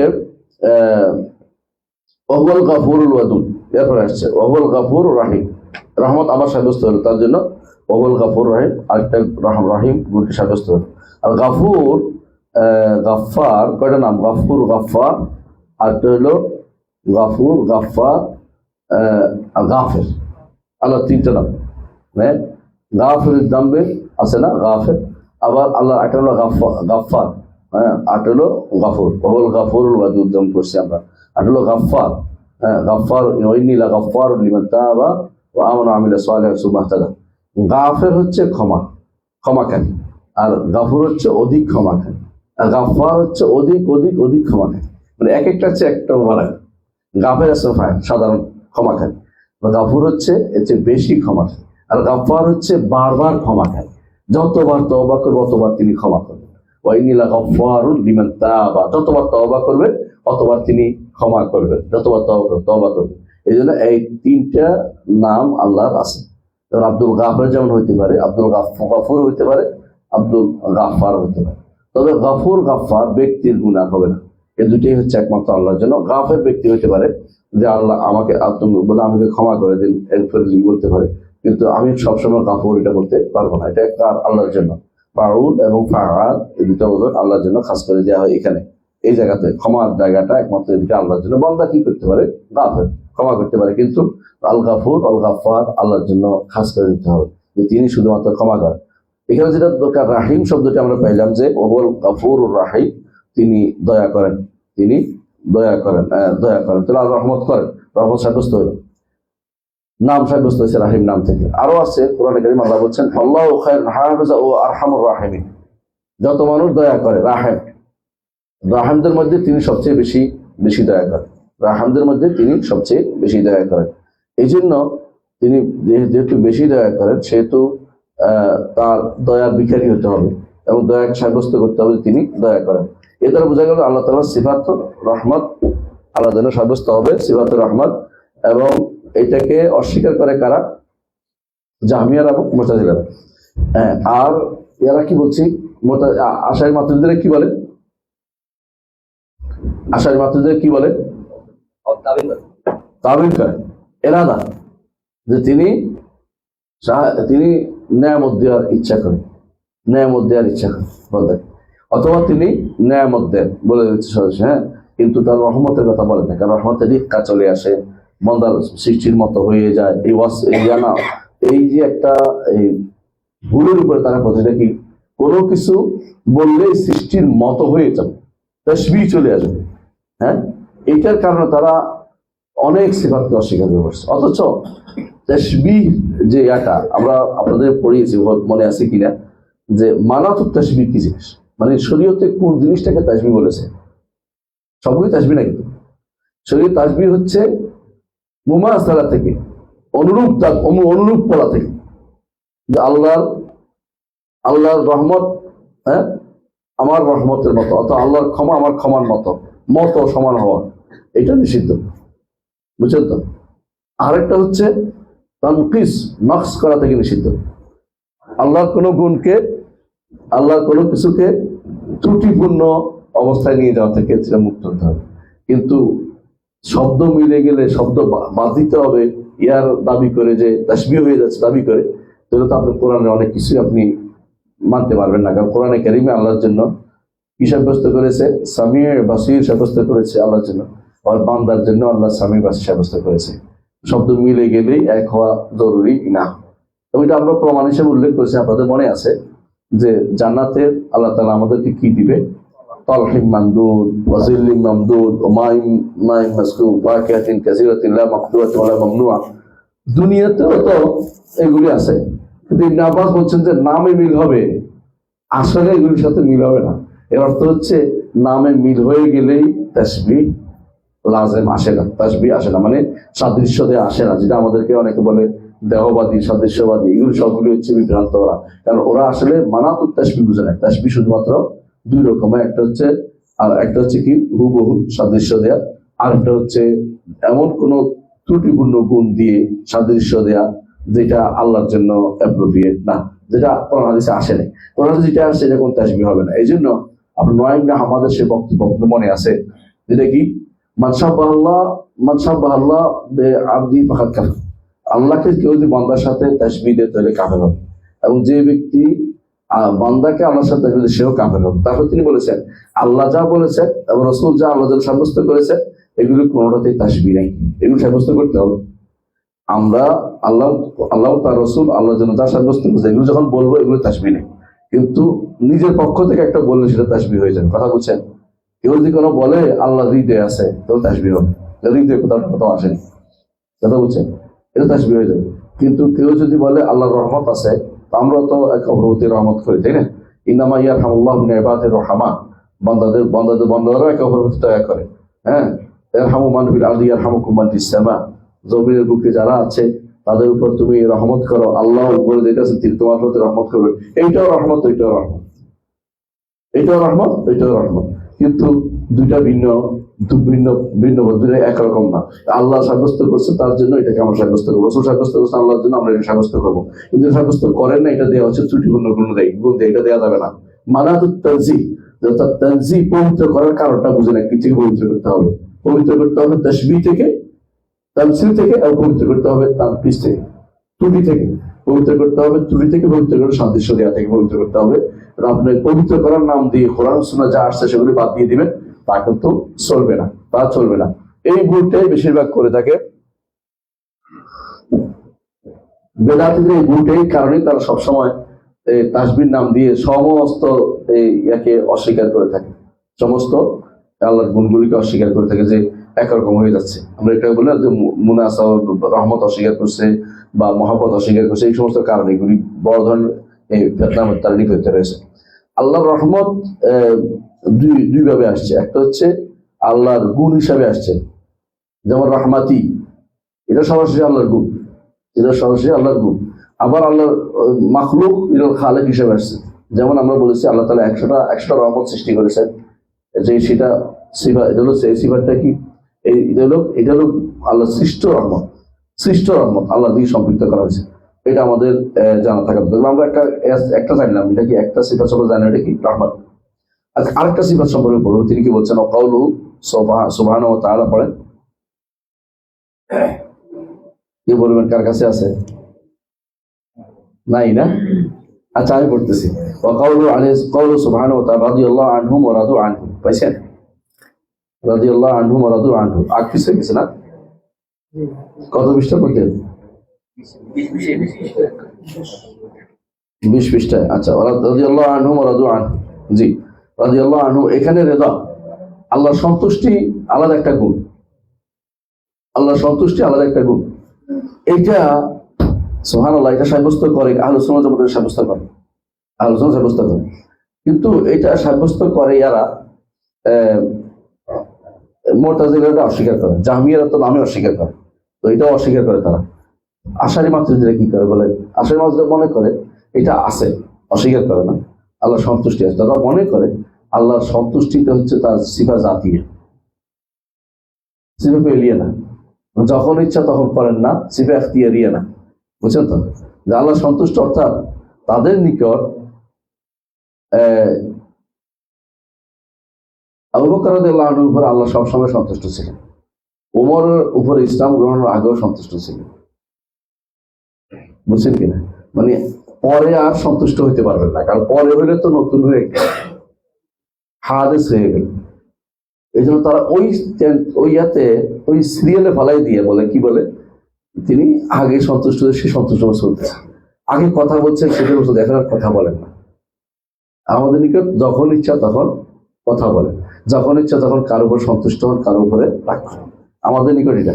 এই জন্য আমরা বলি যে আল্লাহ তাআলা হাদিসে আছে, রাসূলুল্লাহ সাল্লাল্লাহু আলাইহি ওয়াসাল্লাম বলেছেন যে কিয়ামতের মাঠে কি বলবেন নবীরা, আল্লাহ তাআলা আজকে যে রাগ করেছেন আর আগে কোনোদিন করেন নাই, ভবিষ্যতেও করবেন না। তাহলে বোঝা গেল যে ওই সময় রাগটা তিনি করেছেন, স্পষ্ট হাদিসে, তাই না? আর এদের নিকট না, আল্লাহ তাআলা তিনি তার রাগ কোনোদিন কি নয়, হ্যাঁ না, তার রাগ হচ্ছে জাতীয়, মানে আগে থেকে যার উপর রাগ করেছেন তার রাগ করাই আছে, মানে যে ঈমান আনবে তার উপর তিনি আগে থেকে সন্তুষ্ট, সে আগে কুফরি অবস্থা যা করে এগুলিও সন্তুষ্ট, নাউযুবিল্লাহ। আর যে ব্যক্তি কাফের হবে সে ঈমান আনলেও অসন্তুষ্ট তারপর রয়েছে তিনি, এইভাবে। কারণ তারা নতুন করে তার জন্য সন্তুষ্টি অসন্তুষ্টি গুণটা স্বীকার করতে রাজি নেই, কথা বলছেন তো, কারণ তারা নতুন হয়ে যাবে। এই কেদামের এই কদিমের কাদিম, তাকে কেদাম পুরাতন সাব্যস্ত করতে হবে, এই ভেজালে পড়ে তারা সব সময় সমস্ত সিফাত থেকে তাবিল করে গেছে। এবং কালামটাও, আল্লাহর বাণীটাও, যে আল্লাহ কথা বলেন, আমাদেরকে আল্লাহ সবসময় কথা বলেন, আল্লাহর কথা বন্ধ করা কি? আল্লাহ সবসময় কথা বলেন, অর্ডার দিচ্ছেন, কুল্লু ইয়াউমিন হুয়া ফি শান, প্রতিদিনই তিনি কথা বলেন। তো এই আয়াতের মধ্যে যেটা রাদিয়াল্লাহু আনহুম ওয়া রাদু আনহু, রাদিয়াল্লাহু আনহুম ওয়া রাদু আনহু, এই আয়াতের কি সাব্যস্ত হলো যে আল্লাহর জন্য সিফাতুর রিদা, আল্লাহ তাআলা সন্তুষ্ট, আল্লাহ তাআলা সন্তুষ্ট হন, সন্তুষ্ট হন, সন্তুষ্ট হন। কিন্তু বেদাতীরা কি বলে? সন্তুষ্ট হওয়ার অর্থ হলো দানের ইচ্ছা করেন, ইরাদা লাগাই দিছে। যেমন আমরা দেখছি সিফাত জাতিয়ার মধ্যে বেদাতীরা কি বলে? কুদরতি হাত, বুঝছেন তো? এরা কি করে? সিফাত যেগুলো জাতিয়া না, এড়িয়ে এগুলো ইচ্ছা করেন, দয়ার ইচ্ছা করেন, ইচ্ছাটাকে সাব্যস্ত। এরাদা দেখতো আর একটা সিফাত আছে ওদের কাছে, এরাদা একটা সিফাত ওদের কাছে, 7টা সিফাতের মধ্যে একটা এরাদা, সবগুলো আগে এরাদা লাগাই দিবেন, ওইগুলি আর মানে না। তো এরাদা যদি এরাদা একটা সিফাত হইলই, সবগুলিকে এরাদা বানিয়ে হচ্ছে, বুঝছেন তো? যেমন আল্লাহর ইচ্ছা করা একটা গুণ, তাই না? এটা তো সবাই স্বীকার, ওরা স্বীকার করে। তো যখন আমরা আল্লাহ দয়া করে, ওরা দয়া করেন আর কি, দয়ার ইচ্ছা করে, মানে গুণের ইচ্ছা নিয়ে গেছিলেন। ঠিক অনুরূপভাবে আমরা বলি আল্লাহর সিফাতের মধ্যে একটা হচ্ছে কি ইয়াদ, হাত, ওরা হচ্ছে না কুদরতি হাত, মানে কুদরত স্বীকার করে, কুদরতি বলা হচ্ছে, মানে আল্লাহ তাআলা পা, তো কুদরতি পা, কুদরতি পা। তো আল্লাহ তাআলার চেহারা কুদরতি চেহারা, মানে কেন? কুদরত মানে চেহারা মানবে না, এই জন্য সবকিছুকে কুদরতের দিকে নিয়ে যায়। আর যদি কোনো সিফাত ইয়া হয়, ফেলিয়া হয়, তো সবগুলিকে নিয়ে যাবে এরাদার দিকে, ইচ্ছার দিকে। হয় কুদরত না ইচ্ছা, সারা জীবন এর মধ্যে ঘুরপাক থাকবে, আল্লাহর জন্য তারা আল্লাহর গুণগুলি সাব্যস্ত করে না। এরা ঘুরে ফিরে, এরা কিন্তু জাহমিয়াদের ছোট ভাই। জাহমিয়ারা 3 ভাগে বিভক্ত, জাহমিয়া আল উলাদ, আর জাহমিয়া আল মুতাওয়াসসিত হলো মুতাজিলা, আর জাহমিয়া আসগার তারা হচ্ছে কারা? সোগরা, এরা আশারি মাতুরিদীরা। এটা বিশ্বাস করতে হবে, কারণ এরা আগে যেটা, সুবহানাল্লাহ, আপনি আশ্চর্য হবেন, আগেকার দুই ইমামদের কিতাবে পড়লে দেখবেন যে মুতাজিলারা বলতো ইস্তাওয়া তো ইস্তাওলা, এখন এই কথাটা বলে কারা? মাতুরিদীরা। তাহলে বাকি রইল কথা একই জিনিস। আমার এক ছাত্র আছে জিনাইদা, সে মাঝে মধ্যে অনেক কিছু পাইলে খুশি হয়ে যায়, আমার বলতেছে, স্যার আমি ইচ্ছা করে দলিল বের পেয়ে গেছি স্যার, কি বর্তমান আশায় মাতুরিদীরা সব জানে। আরে আচ্ছা রাখ, আস্তে আস্তে বলতো, তাহলে করেছে কেন? দেখছি ওইখানকার যে একই কথা আমরা বলেছে যে এই কথা বলে জাহমিয়ারা, এখন একই কথা আশায় মাতুরিদীরা বলতো, জাহমি তো বলবো। আচ্ছা একটু শুনে ভালো করে দেখ, কেন? আমি স্যারকে ঠান্ডা করে রাখি আগে, আমি আরো প্রমাণ দিব স্যার, আমি প্রমাণ দিব, মানে খুব স্পেশাল পড়ালেখা করে ছেলে বুঝাতে চাচ্ছে যে এটা আসলেই এদের মধ্যে আল্লাহ তাআলা রেদা সাব্যস্ত করা তারা করে না, সবসময় কোথায় নিয়ে যায়? এরাদাতুল ইহসান, এরাদা দিকে। যেগুলি সিফাত ফেলিয়া এগুলি এরাদার দিকে নিয়ে যায়, আর যেগুলো সিফাত জাতীয় এগুলি কুদরতের দিকে নিয়ে যায়। সিফাত জাতীয় বুঝছেন তো? সিফাত জাতীয় বুঝে কুদরত সত্তাগত, যেমন চেহারা মানুষের সত্তার আলাদা হয় না, তাই না? চেহারা তো মানুষ সত্তাগত, যেমন হাত, যেমন পা, আল্লাহ তাআলা এগুলো আলাদা সত্তাগত। তো যেগুলি কর্মগত, যেমন কি ক্ষমা করেন, দয়া করেন, সন্তুষ্ট হন, অসন্তুষ্ট হন, আশ্চর্য হন, এগুলো সবই তো তার ফেরিয়া, তাই না? এগুলিকে তারা সবগুলি এরাদা বানাই ফেলে, বুঝছেন তো? এরাদা বানাই ফেলে, এরাদার সাথে একটা শব্দ যোগ করে দিবে। আর যেগুলি জাতীয়, এগুলির সাথে কুদরতি বানাই ফেলবে, সব কুদরত কুদরত কুদরত। এটা তাদের একটা ওই ইয়াতে পরিণত হয়েছে, নীতিতে পরিণত হয়েছে। দেখবেন এই জন্য তারা কোনো সেবা সাব্যস্ত করে না। তো যদি আপনি বলেন সেবা সাব্যস্ত করে, করি তো, কি করেন? ঘুরে ঘুরে 7টার ভিতরে নিয়ে আসছে, যতই ঘুরে 7টার ভিতরে নিয়ে আসবে, এটা হচ্ছে তাদের কাজ। কিন্তু কিন্তু আসলে এই আয়াত থেকে আমরা কয়েকটি জিনিস পাই। একটা হচ্ছে কি, এক নম্বর যেটা হচ্ছে আল্লাহর জন্য সিফাত ফেলিয়ে সাব্যস্ত করতে হবে যে তিনি কি করেন, কিছু তিনি করেন, অনেক কাজ করেন, তার যখন ইচ্ছা তখন তিনি করেন, যার উপর সন্তুষ্ট হন। কেউ যদি কোনো সালাত আদায় করে সন্তুষ্ট হন, সালাত আদায় না করে ঘুমাই গেছে, সন্তুষ্ট হবে? ওই সময় তিনি অসন্তুষ্ট। আবার তওবা করছেন, আবার সন্তুষ্ট হন, আবার সন্তুষ্ট হন। বন্দা তো হারিয়ে যাবে। বন্দা নিজের ভবিষ্যৎ জানে, তাহলে আমি তো জানি না আর কি শেষ, এটা না। বন্দাকে তিনি কি করেন, সবসময় তিনি কাছে টেনে নেন। আর দ্বিতীয় হচ্ছে, এটা তার সাব্যস্ত হলো রাদু আনহু, যে বান্দাও আল্লাহর উপর সন্তুষ্ট হয়। আল্লাহর বন্দারও কর্ম আছে, জাবরিয়ারা বন্দার কর্ম স্বীকার করে না। বন্দার কর্ম আছে, কিন্তু বন্দা চলে আল্লাহ যেটা নির্ধারণ করে সেটার উপরে, নিজের কর্ম দিয়ে। এ কথা বলা জায়েজ নাই। আমাদের কোনো দাড়িটাও না বলে, না বুঝে বলছে, সেটা কি বন্দার কর্মের কোনো প্রভাব নাই। নাউজুবিল্লাহ। বন্দার কর্মের প্রভাবটাও লেখা আছে, যে অর্ধেক বুঝে কেন, কি প্রভাব পড়বে ওইটাও লেখা আছে। প্রভাব নাই মানে কি, প্রভাব আছে। হ্যাঁ, পরিবর্তনশীল, আল্লাহর ইচ্ছার বাইরে যেতে পারবে না, তার অবশ্যই প্রভাব আছে। এটাও আল্লাহ তাআলা লিখছেন যে এইটা বন্দা করবে। হ্যাঁ, বন্দা গরম চা খালি জিভা পুড়ি বলবে, এটা লেখা আছে। আমি পুড়ি না, এটা বলতেছি। তো বন্দার কর্মের প্রভাব নাই, কথাটা ঠিক নাই। বন্দার কর কি আছে, প্রভাব। এবং যে প্রভাবটা আছে ওইটাও আল্লাহ নির্ধারণ করে রাখছেন যে এই প্রভাবটা পড়বে না। প্রভাব আছে, কিন্তু সেটাও কি নির্ধারিত। সুতরাং আল্লাহ তার বন্দার কি আছে, কর্ম আছে, বন্দার কর্ম আছে। আর কি আছে এখানে পাইলাম, যে আল্লাহ তাআলা, আল্লাহ রাদিয়াল্লাহু আনহু, আল্লাহ যেহেতু তাদের উপর সন্তুষ্ট হয়েছে, রাদু আনহু, আল্লাহ তাদের সন্তুষ্ট হলে আল জাযাউ মিন জিনসিল আমল, যে যতটুকু করবে অতটুকু পাবে, ফল কাজ অনুসারে ফল আল্লাহ তাআলা দিবেন। আমরা এটা হাদিস পাইলাম। আরেকটি আয়াত থেকে পাইলাম, আরেকটি হচ্ছে আল্লাহ তাআলা যদি কারোর উপর সন্তুষ্ট হন, সর্বশেষ সন্তুষ্ট আল্লাহ কখন হবে বলেন তো? জান্নাতে। বুঝতে যে তোমাদের উপরে সন্তুষ্ট হবো, আর কোনোদিন অসন্তুষ্ট হবো না। কারণ অসন্তুষ্ট আছে আগেই। জান্নাতে গেলে কেউ কোনোদিন, জান্নাতে গেলে আর কেউ কোনোদিন গুনাহ করবে না। গুনাহগুলো অসন্তুষ্ট জায়গায়ও নাই। বুঝলেন কথাটা? যে আমি আমার নিজের উপর নিয়ে নিলাম, তোমাদের উপর আমি সন্তুষ্ট হয়ে যাবো এবং আর কোনোদিন অসন্তুষ্ট হবো না। তো এটা একটা বিশাল ফজিলতের কাজ। এই জন্য ইবনে কাইয়্যিম রাহমাতুল্লাহ আলাইহি বলেন, রিদা সন্তুষ্টি 3 প্রকার। একটা হচ্ছে আল্লাহর উপর সন্তুষ্টি। আল্লাহর সন্তুষ্টি মানে কি? তাকে রব মেনে, ওই জন্য বলি রাদিতু বিল্লাহি রাব্বান, তাই না? আল্লাহকে রব মেনে সন্তুষ্ট। আচ্ছা, আরেকটা রিদা আনিল্লাহ, আল্লাহ যে আহকাম দিয়েছেন এর উপর সন্তুষ্ট। এই জন্য বলি অবিল ইসলামী দীনান, অবিল ইসলামী দীনান বলি না? আচ্ছা, অবিল ইসলামী মুহাম্মাদিন নবিয়্যান, এই দুইটাই। আরেকটা হচ্ছে আলিদা বিকাদাইল্লাহ, আল্লাহর ফয়সালার উপর সন্তুষ্ট। আল্লাহর উপর সন্তুষ্ট, আল্লাহর আফআলের উপর সন্তুষ্ট, হ্যাঁ, আর শরীয়তের উপর সন্তুষ্ট। আরেকটা হচ্ছে আল্লাহর ফয়সালার উপর সন্তুষ্ট। এই 3টাকে অবশ্যই আমাদের ধারণা বিশ্বাস করতে হবে। এর মধ্যে প্রথমটা ফরজ, রাদিতু বিল্লাহি রাব্বান মাস্ট, অবে অবে অবে অবে অবে অবে মুহাম্মাদিন নবিয়্যান, অবে ইসলামী দীনান, এই দুইটাও, এই দুইটাও কিন্তু ফরজ। এই 3টাই করে ফরজ, কোনো সন্দেহ নেই। আরেকটা হচ্ছে মেনে নেওয়ার বিষয়টা।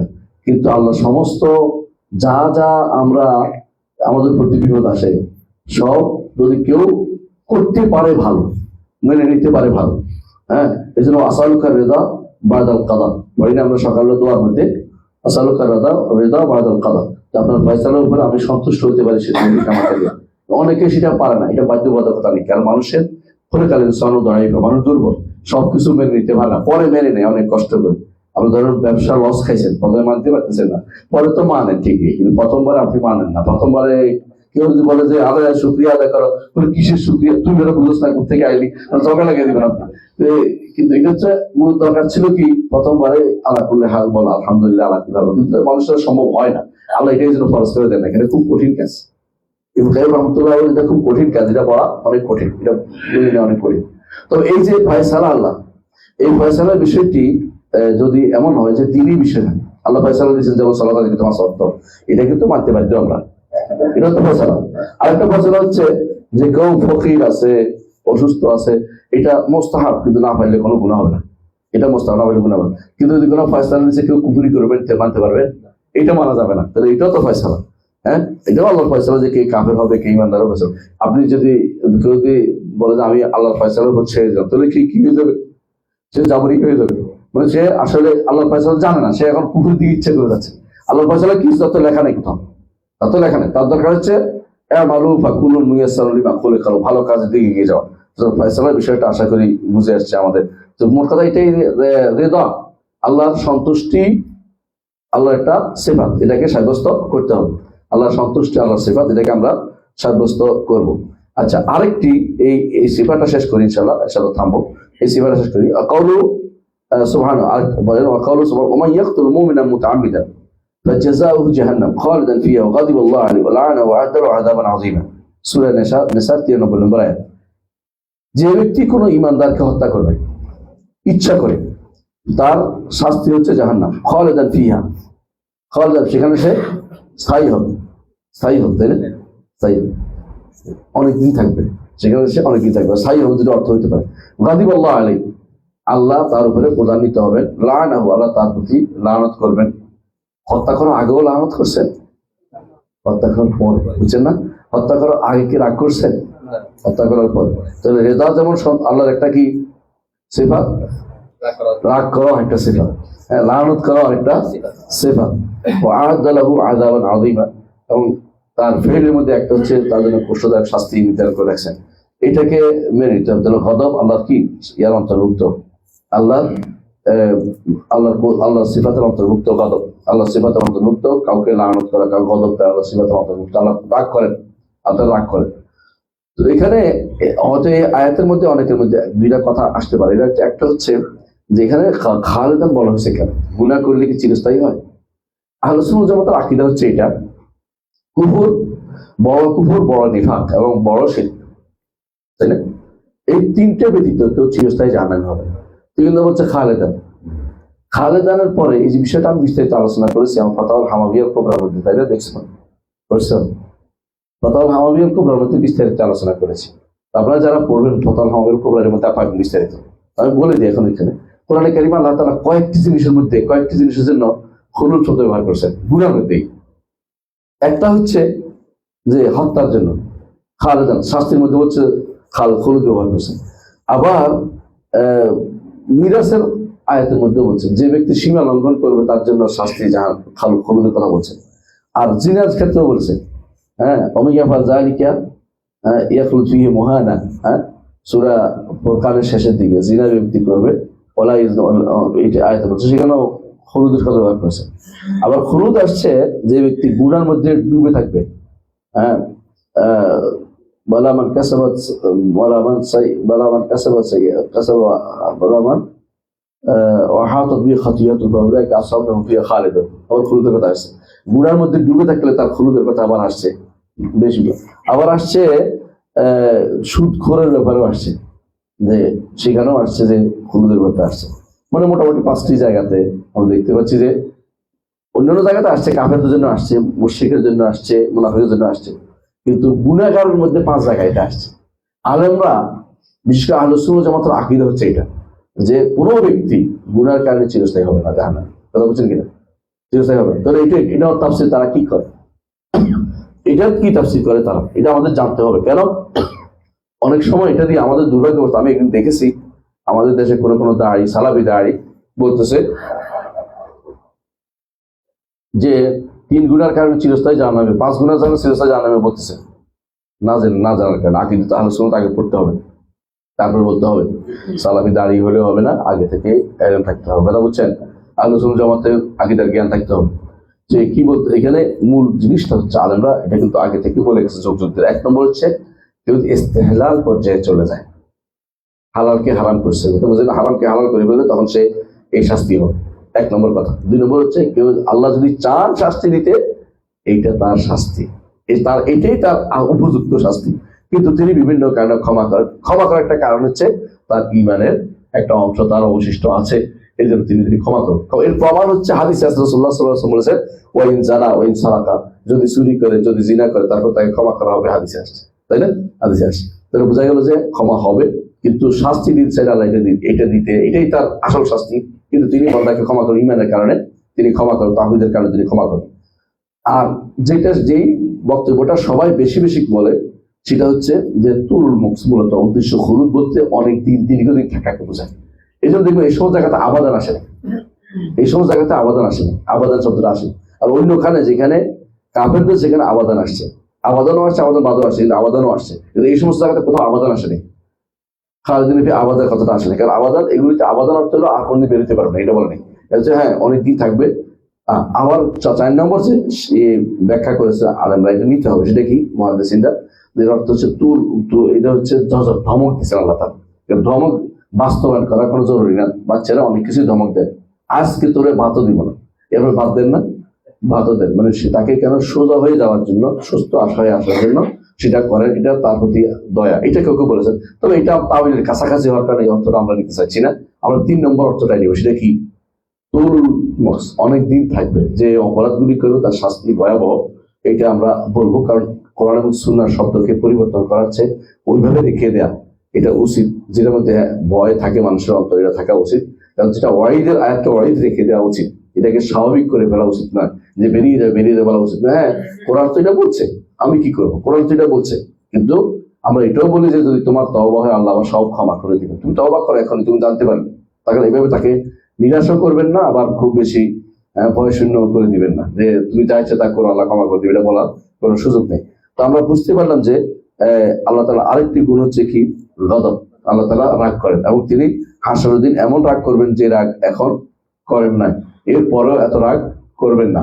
হাসরের দিনের রাগ তিনি ভয়াবহ রাগ করবেন, যেটা কেউ কথা বলতে রাজি হবে না, একমাত্র মুহাম্মদ রাসূলুল্লাহ সাল্লাল্লাহু আলাইহি ওয়াসাল্লাম তিনি শুধু কথা বলবেন। তো আরেকটি আয়াতে আছে, এটা হচ্ছে যালিকা বিআন্নাহুম ইত্তাবাউ মা আসখাতাল্লাহু ওয়া কারিহু রিদওয়ানহু। দুটি আয়াত পড়ে আমি শেষ করব, কারণ এই জন্য যে এই দুইটি আরো লম্বা আছে, এটাকে ছাড়ে দেয় আজকে থাক। সুবহানাল্লাহি ওয়া বিহামদিহি আশহাদু আল্লা ইলাহা ইল্লাল্লাহ আস্তাগফিরুকা ওয়া আতুবু ইলাইক। তাহলে আমরা জানলাম যে আল্লাহ তাআলার কি আছে সিফাতগুলি সাব্যস্ত করতে হবে, নাহলে ঈমানদার থাকতে পারবে না। যদি তাওয়িল করে, না বুঝে, এক কথা বুঝে শুনে যদি কোনো ইচ্ছা করে অস্বীকার করে, তাহলে কাফের হয়ে যাবে।